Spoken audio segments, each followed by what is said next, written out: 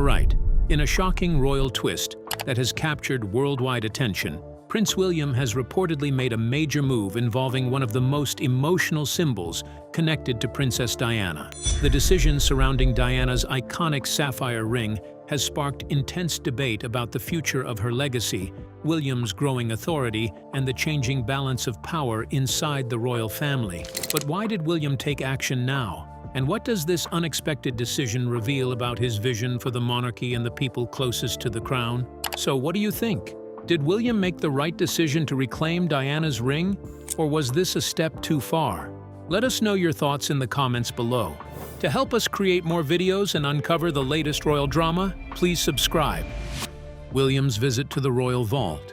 So, this is where the story truly begins. Imagine being the officer responsible for one of the most secure rooms inside Windsor Castle when Prince William suddenly arrives without an appointment, without senior aides, and without any advance notice.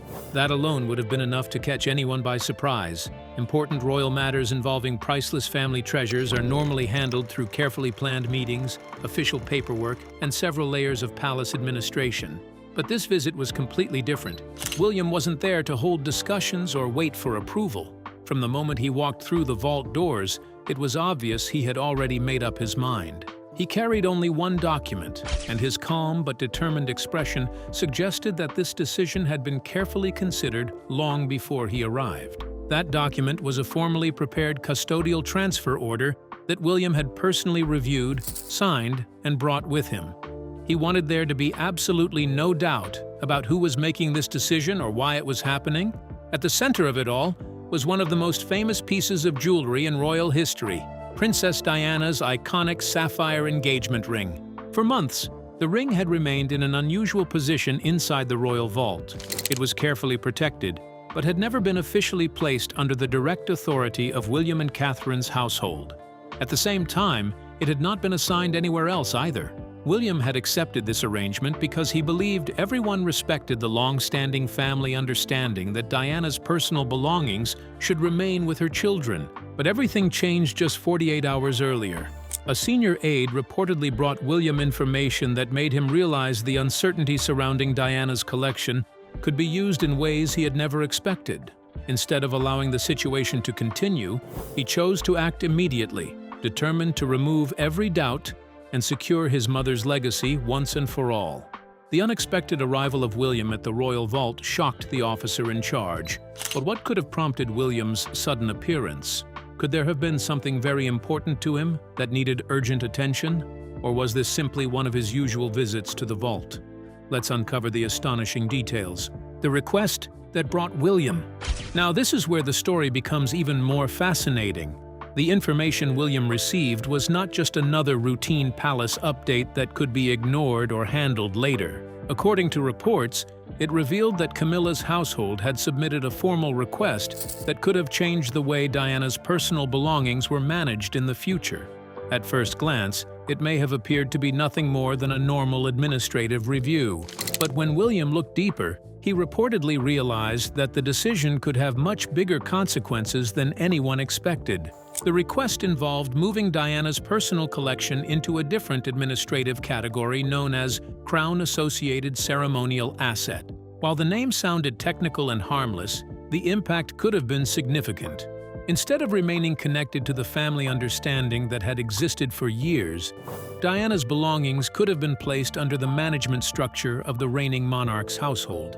That meant important decisions about Diana's jewelry, letters, clothing, and other personal treasures could eventually be handled through official channels controlled by the king's household. And because Camilla's office works closely within that structure, it would naturally have given her household a greater level of influence over items that carried such a deep personal connection to William's mother. For William, this was never simply about a famous sapphire ring sitting inside a vault. He understood that the issue was much bigger. It was about who would have the authority to decide the future of Diana's personal story and how her memory would be preserved for future generations. Instead of reacting with anger or turning the matter into a public disagreement, William chose a different approach. He spent the next 2 days carefully preparing a solution that would address the real problem. Rather than fighting one request, He wanted to create a permanent safeguard that would prevent similar situations from happening again. His goal was not just to protect one treasured possession, but to protect Diana's entire legacy. William rushed to the royal vault after learning that Camilla's household planned to move Princess Diana's personal collection into a completely different administrative category. But why was Diana's ring so important that it prompted William to act so quickly? What made this piece of jewelry so meaningful to him? His brother and, of course, Diana herself. Let's find out. The value of Diana's sapphire ring. Most people around the world recognize Diana's famous sapphire engagement ring because Catherine has worn it for years. But inside the royal family, that ring represents something much deeper than its diamonds and beautiful design. It is not just a piece of royal jewelry. It carries memories, emotions, and a powerful connection to one of the most beloved figures in modern royal history. The story of the ring began in 1981 when Charles gave it to Diana after their engagement was announced. From that moment, it became closely connected to her public life. Diana wore the ring during some of her happiest moments as a young princess, but she also wore it through some of the most difficult and painful periods of her marriage. It appeared in countless photographs and became a symbol of the extraordinary journey she experienced inside the royal family. After Diana's tragic death, the ring took on an even greater meaning. It became one of the most personal and emotional items connected to her memory. William later revealed that he kept the ring close to him after losing his mother, even wearing it on a chain around his neck for a period of time. Harry also had a connection to the ring before William eventually chose it for one of the most important moments of his own life. When William proposed to Catherine in Kenya in 2010, he deliberately used Diana's sapphire ring because he wanted his mother to be part of that special moment. He explained that although Diana was no longer there, the ring allowed her presence to remain with him. Since then, Catherine has worn it at major royal events, turning it into one of the most recognizable pieces of jewelry in the world. But for William, the meaning of Diana's ring has always gone far beyond public appearances. He has never viewed it as just another royal possession controlled by palace systems. To him, it represents his mother's story, her memory, and her connection to her family. And that is why he believed it needed protection beyond a simple family understanding. Because sometimes, an unwritten promise is not enough. It has to become something permanent. To William, Diana's entire collection represents personal pieces of his mother's life and story that should always be protected. But what strategy would he use to safeguard her legacy? And how far was he willing to go to make sure her memory and image could never be compromised? Let's dive into the details. The deliberate changing of the rules. Instead of creating a public confrontation or getting trapped in endless palace discussions, William's approach, according to the story being examined, was focused on something much bigger: creating a permanent solution. Rather than simply fighting one request at a time, he wanted to close the gap that had allowed uncertainty around Diana's possessions to exist in the first place. The idea was simple but powerful. A formal custodial arrangement would place Diana's personal collection under the direct protection of William and Catherine's household, ensuring that decisions involving those treasured items could not move forward without William's written approval. This would mean that Diana's jewelry, personal belongings, and other meaningful possessions would remain connected to the family members who shared the closest personal bond with her. When the vault officer reviewed the paperwork, everything reportedly appeared to be carefully prepared. The signatures were in place, the requirements had been followed, and the documentation carried the seriousness expected of a major royal decision.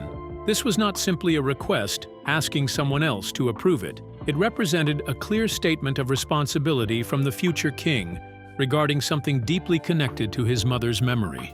Then came the moment everyone involved understood that the importance of Diana's famous sapphire ring was brought out from its protected storage.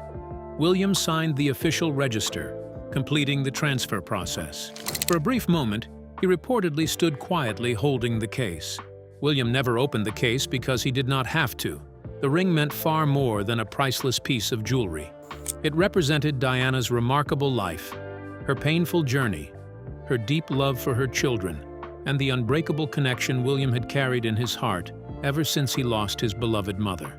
After a few moments, he carefully placed the case away, thanked the officer, and left Windsor. Whether viewed as a personal promise or an institutional decision, the message was clear. Diana's legacy was something William believed deserved lasting protection, not temporary arrangements that could change with time. William created a legally binding custodial transfer that permanently placed Diana's personal collection under the protection of his household. But would other members of the royal family accept this decision? Who would be caught completely off guard by William's move? And had he quietly outsmarted someone within the royal household? Let's find out. The letter that was never expected. But the biggest moment did not happen inside the vault.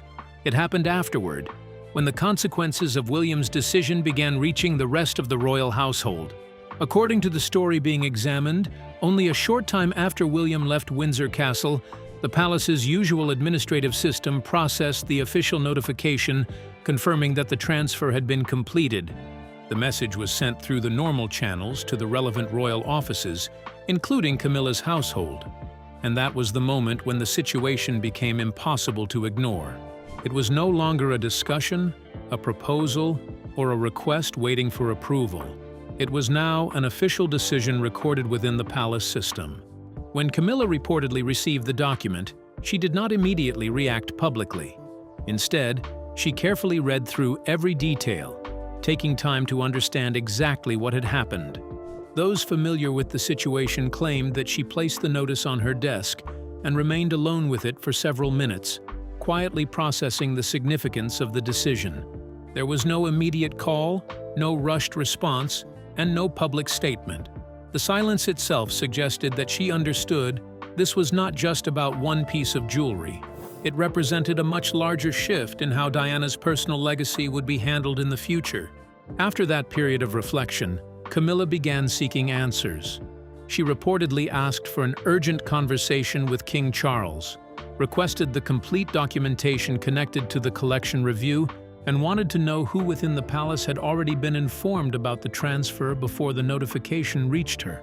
That final request revealed far more than anyone expected. Camilla was not simply trying to understand what had happened.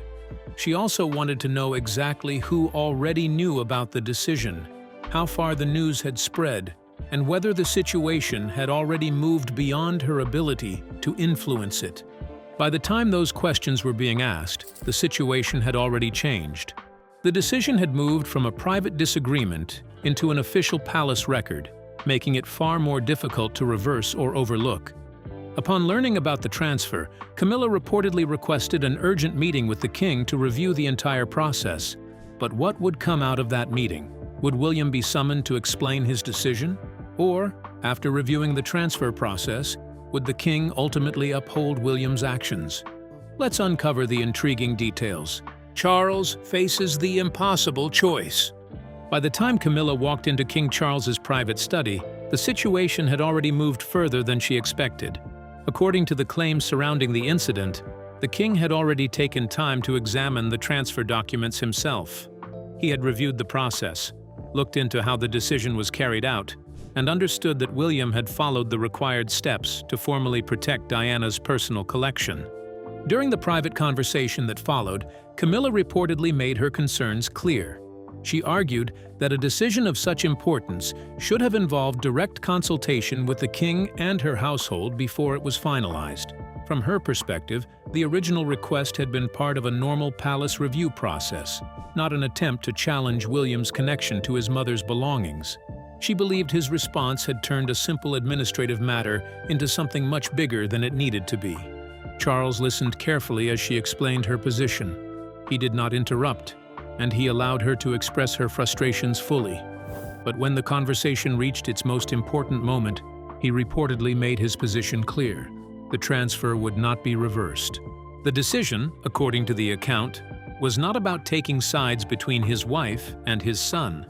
Instead, Charles recognized that William had acted within his authority, followed the correct procedures, and created a formal arrangement connected to his late mother's personal legacy. The king also reportedly pointed out that there had always been a family understanding surrounding Diana's possessions.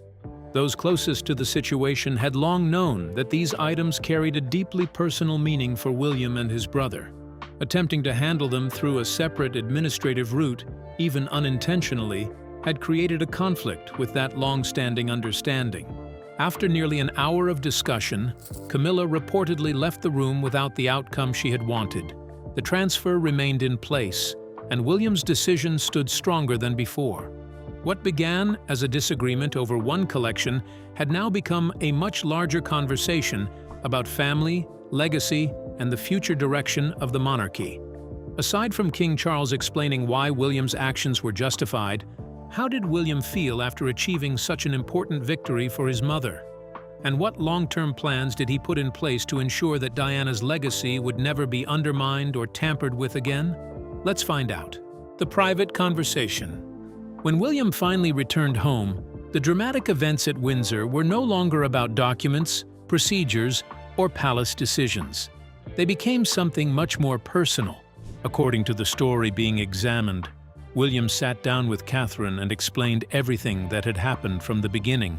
He told her about the information he had received, the important note that changed his understanding of the situation, the 2 days he spent preparing his response, and the decision to personally go to Windsor instead of leaving the matter to palace officials. He explained every detail, from the moment the vault officer reviewed the paperwork to the moment the transfer was officially recorded. Catherine listened carefully and allowed him to finish without interrupting. She understood that this was not simply another royal responsibility. For William, this was connected to something much deeper. It involved his mother, her memory, and the promise he had carried since losing her. After hearing the entire story, Catherine asked him one simple but powerful question. How do you feel? William reportedly admitted that, in some ways, he felt relief. He felt that a step that should have been taken years earlier had finally happened. What troubled him most was not the decision itself, but the fact that it took a disagreement over administration to force the family to create official protection for something that had always held such personal meaning. Catherine understood exactly what he meant. She reminded him that important things could not always be protected by trust alone. Diana's possessions carried too much history and emotion to depend only on private agreements or assumptions. They needed a clear structure that would protect them for future generations. William agreed. The new documentation was not just about the present.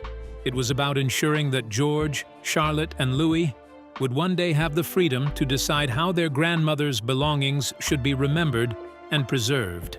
After a quiet moment, William reportedly expressed the true reason behind his actions. Beyond the paperwork, beyond the palace politics, and beyond the controversy, he had made the journey to Windsor for one person: Diana. Catherine encouraged William to take a decisive step to permanently protect Diana's legacy. But how would William put that advice into action? And what did securing the transfer of his mother's ring truly mean to him? Now, let's explore how William changed the rules forever, the bigger victory behind Diana's ring. Although the world's attention naturally focused on Diana's famous sapphire ring, the true significance of William's decision went far beyond one piece of jewelry. The transfer was not just about where the ring would be stored or who would have access to it. According to the story being examined, it created a much larger protection around Diana's entire personal collection. The most important change was that future decisions involving Diana's belongings would no longer depend on informal agreements or private understandings. Any request connected to her jewelry, personal items, or treasured possessions would now require direct written approval from William before moving forward. The uncertainty that had existed for years was replaced with a clear structure that left little room for confusion. Inside the palace, this move reportedly revealed something important about how William approaches power and responsibility. Instead of reacting publicly or allowing emotions to control his actions, he chose a quieter but more permanent approach. He studied the situation, followed the correct procedures, and created a solution designed to last beyond the immediate disagreement. That was what made William's decision stand out even more. Rather than simply settling one disagreement or responding to a single situation, he appeared determined to create a lasting solution. By changing the rules surrounding his mother's legacy, he made it far more difficult for similar questions or challenges to arise again in the future. The transfer also represented a deeper shift within the monarchy itself. It showed the growing difference between the current generation of royals and the one preparing to lead next. William was no longer acting only as Diana's son, protecting a personal memory. He was also acting as the future king, someone thinking about institutions, traditions, and the responsibilities that come with leadership.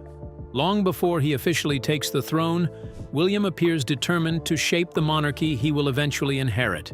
And this decision showed that, when it comes to protecting what he believes matters most, he is willing to use every legitimate tool available to him. The transfer of Diana's ring marked a clear boundary between the current reign and the future one.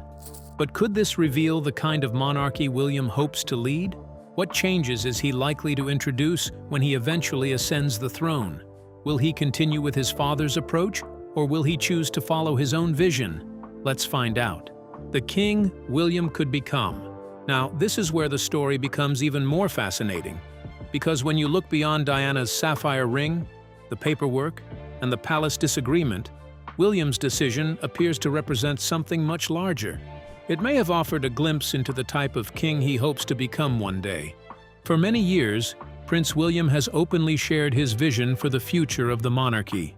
Together with Catherine, he has become the face of a new generation of royals, determined to bring meaningful change while preserving the traditions that have defined the royal family for centuries. Many believe their fresh approach could shape the monarchy for decades to come. That is why the vault decision has attracted so much attention. William did not seek public praise or create a dramatic confrontation. Instead, he quietly studied the situation, prepared the necessary documents, followed the official process, and created a solution designed to last. That method has become a key part of how many observers describe his leadership style. According to reports from people familiar with William's approach, he is expected to be a monarch who is willing to make difficult decisions when he believes the future of the institution is at stake. Some have suggested that while King Charles often leads with personal feelings and relationships in mind, William tends to focus more on planning, strategy, and long-term consequences. And when viewed through that lens, the decision involving Diana's collection becomes even more significant. William was clearly protecting something deeply personal. The ring represented his mother, his memories, and a part of his family history. But instead of acting only from emotion, he used official systems and procedures to secure what he believed needed protection. That balance is what makes the decision so interesting. It showed a son honoring his mother's memory, but it also showed a future king thinking about responsibility, authority, and the institution he will eventually lead. Because perhaps the real message from that day at Windsor was not only about Diana's ring, it was about William showing the world how he intends to use power when his time comes, quietly, carefully, and with a clear vision for the future. Beyond William's determination to protect everything that gives value to the monarchy, was his decision to protect his mother's legacy ever made public? And has he truly succeeded in safeguarding Diana's legacy for generations to come? Now, let's explore the signature that changed Diana's story forever. The decision that changed Diana's legacy. When everything was finally completed, there was no grand royal announcement, no public celebration, and no carefully planned ceremony for the cameras. There was no crowd watching, no official speech, and no dramatic moment outside the palace gates. Instead, the event that secured one of the most meaningful parts of Princess Diana's legacy ended in the quietest way possible. With one carefully placed signature, a permanent chapter in royal history was quietly written. The completed documents were secured inside the vault, marking a decision that could shape Diana's legacy for years to come. Without seeking attention or celebration, Prince William calmly left Windsor Castle, returned to his car, and went home to spend the rest of the day with Catherine and their children as though nothing extraordinary had happened. But behind that simple ending was a decision carrying enormous personal and institutional meaning. What looked like a quiet administrative step represented something much bigger. It was a statement about who would protect Diana's story, Who would preserve her memory? And who would have a say in the future of the belongings most closely connected to her life? According to the story being examined, the transfer created a lasting safeguard around Diana's personal collection. Instead of leaving her possessions vulnerable to changing circumstances, future administrations, or shifting palace priorities, the new arrangement placed them under the protection of the family members who shared the strongest connection to her. And perhaps the most interesting part was not the object itself, but what the decision revealed about William. He did not seek attention. He did not turn the moment into a public battle. He did not need headlines to prove his point. Instead, he focused on creating a permanent solution that would continue long after the conversation surrounding it had ended. That approach offered a glimpse into the kind of leader William may become. A king who understands that some of the most important decisions are not always made in front of cameras. Sometimes they happen quietly, through careful planning, patience, and a clear sense of responsibility. Whether people agree with every part of the decision or not, the message behind it remains powerful. Diana's legacy was not left to chance. William made sure that the memories, belongings, and symbols connected to his mother would have protection that could stand the test of time. And in doing so, he showed that he was not only honoring Diana's past, but also shaping the future he hopes to lead. So, what do you think about William's actions? Has he truly safeguarded Diana's legacy, or is there more to be done? We would love to hear your thoughts in the comments below. Don't forget to like and subscribe.